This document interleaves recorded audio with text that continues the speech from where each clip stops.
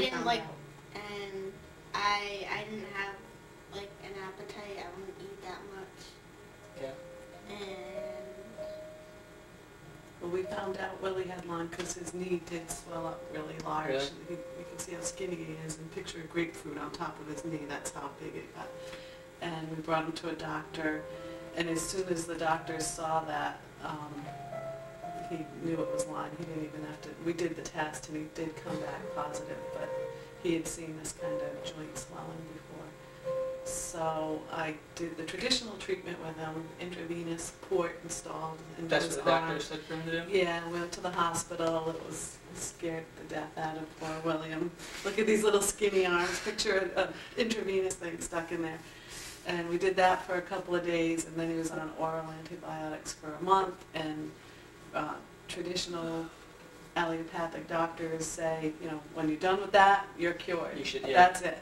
So, but he wasn't cured, and I did some research in the meantime during that month and talked to other people that have had Lyme chronically, and I realized all these other symptoms that we never put a name to. We just thought, you know, he was the problem child. Yeah. What we ended up doing was the conference calls. Yeah. And he didn't actually see William until William had been doing the treatments for about 4 or 5 weeks. Yeah. But after the very first week of treatments, a couple of Willie's symptoms just disappeared that week. The initial treatments? Yeah, that first treatment. 'Cause I have a whole list of symptoms here that Willie had, if you want me to tell sure. some of them. Yeah, read them up. Children's symptoms, Kara's, he'd wake up in the middle of the night screaming, which was awful for us. It's hyper, a little bit obsessive behavior. This was all part of Lyme disease? Yeah. Oh, wow. Yeah, that's neurological Lyme. It gets into your brain and nervous system.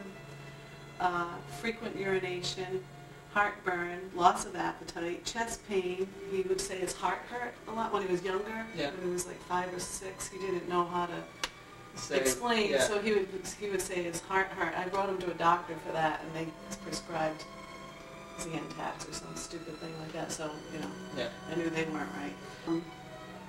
Lost his appetite, I said that, chest pain, stomach aches. These were his main symptoms, stomach aches, vomiting, and headaches. And Those are his worst ones? Yeah, those were the ones that kept him out of school. He was out of school about 22 or 23 days last year. A month? Yeah, about once a week he was out of school with headache, stomach ache. And then, you know, he lost weight because he couldn't eat. And some other unusual ones is, he would say his hair hurt and his teeth hurt. It was the nerves endings. You know, to brush his hair, he would have a fit or brush his teeth. Did that happen with you at all, or? No, they hurt, so we would hold them up. Can't go back. Yes. Come on. Frequent urination.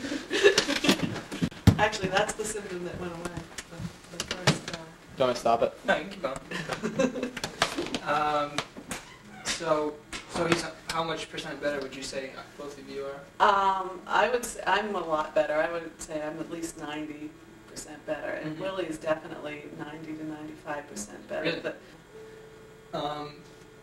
so you would say that the immune response training was a big part of oh yeah, very both of your recoveries? very big.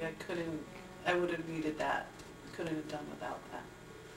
What would you say to someone else who is who has Lyme disease and is maybe considering allergy alternatives as a method of getting better?